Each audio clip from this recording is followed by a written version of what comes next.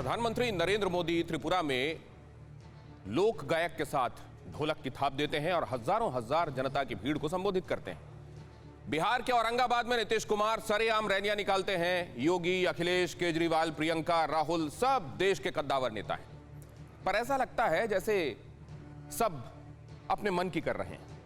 क्या किसी को जनता की फिक्र है? क्या किसी को देश की फिक्र है? या ये माना जा चुका है कि ओमिक्रॉन कुछ नहीं बिगाड़ सकता? नमस्कार, मैं हूं दिनेश गौतम। आज की कड़ी की शुरुआत बड़ी खबर के साथ। देश दुनिया में फिर बेकाबू हो रहा है कोरोना। अमेरिका में एक दिन में 10 लाख केस, भारत में एक हफ्ते में रोजाना केस 238% बढ़े। दिल्ली में एक दिन में 5000 से ज्यादा केस।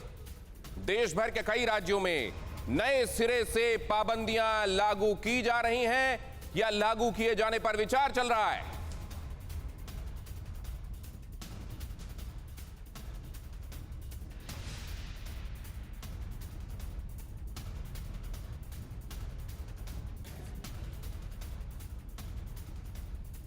तो आज की कड़ी में आप देखने वाले हैं कि वो बड़ी खबरें क्या हैं जो इस वक्त ये बताती हैं कि ओमिक्रॉन को लेकर चिंता कितनी की जानी चाहिए, कितनी नहीं। आज कई खबरों और उनके इनपुट्स के इर्द गिर्द खास मेहमानों के साथ चर्चा करें उससे पहले ये अहम अपडेट्स देख लीजिए। कोरोना पर ये 10 बड़े अपडेट्स जो इस वक्त कोरोना और ओमिक्रॉन को लेकर आपका पर्सपेक्टिव बनाएंगी।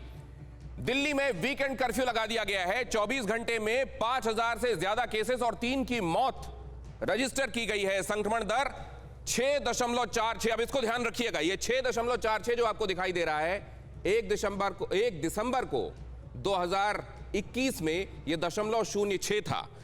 जनवरी में 1 जनवरी को 6.46% था और अब आज 8.37% है। किस कदर क्वांटम जंप हो रहा है संक्रमितों की तादाद में, इससे आप अंदाजा लगा सकते हैं। नंबर 2 अहम खबर, यह भी बड़ा अहम अपडेट जो मैं आपके सामने रखने जा रहा हूं। उत्तर प्रदेश में भी वीकेंड कर्फ्यू लग सकता है। मुख्यमंत्री योगी आदित्यनाथ ने इसको लेकर एक अहम बैठक बुलाई है। इस बैठक में इस विचार को भी कंसीडर किया जा रहा है कि क्या और सख्त रिस्ट्रिक्शंस लगाए जाएं। बिहार में वीकेंड लॉकडाउन या नाइट कर्फ्यू पर फैसला आज लिया जा रहा है। मुख्यमंत्री ने क्राइसिस मैनेजमेंट ग्रुप की बैठक बुलाई है क्योंकि एक के बाद एक वहां वीवीआईपीज और आम लोग इस वायरस की चपेट में आते जा रहे हैं। बिहार का आपने हाल देखा, दिल्ली का मैंने आपको हाल बताया आपको कैसे ये संक्रमण लगातार बढ़ता जा रहा है। और झारखंड में देख लीजिए, बिहार के करीब झारखंड में स्कूल कॉलेजेस बंद।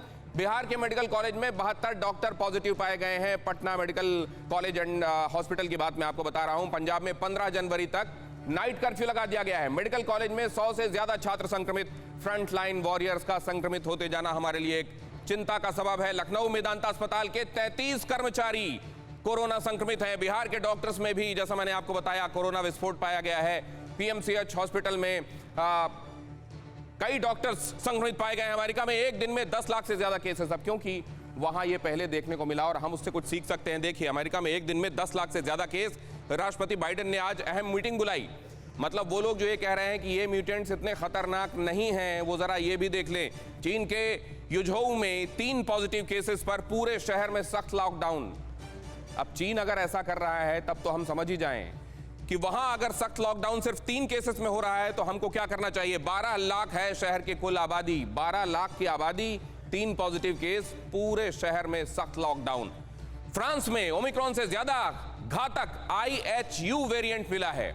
अब ये कितना घातक है और किस लिहाज से घातक है? घातक इस लिहाज से कि संक्रमित ज्यादा करता है या इसका विरुलेंस ज्यादा है या बीमार ज्यादा करता है। 12 संक्रमित अफ्रीका का कैमरून देश, मैंने कल आपको बताया था आड़ी में कि क्यों अफ्रीकी देश, क्यों सब सहारन कंट्रीज इसके लिए ज्यादा रिस्पॉन्सिबल मानी जा रही है, क्योंकि वहां तक वैक्सीन की डोसेज ही नहीं पहुंची।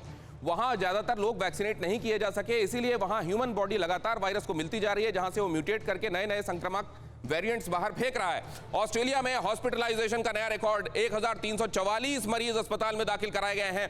पॉजिटिविटी रेट 28%, 28% की पॉजिटिविटी रेट। ये अहम 10 अपडेट्स इस वक्त के, और इनको लेकर भी मैं अपने मेहमानों के पास जाऊंगा ताकि समझ सकें हम कि हम ओमिक्रॉन को असल में ले कैसे रहे हैं, हल्के में जैसा हमारे नेता कई बार कह रहे हैं, या फिर रिस्ट्रिक्शंस जो देखने को मिल रहे हैं कि हम बहुत गंभीर हैं और मैनेजमेंट की बदौलत ही हम इसको अभी तक रोकथाम में कामयाब रहे हैं। मैं आपको ये बता दूं कि दिल्ली में अब जो केसेस आ रहे हैं उसमें आधे केसेस ओमिक्रॉन की वजह से आ रहे हैं।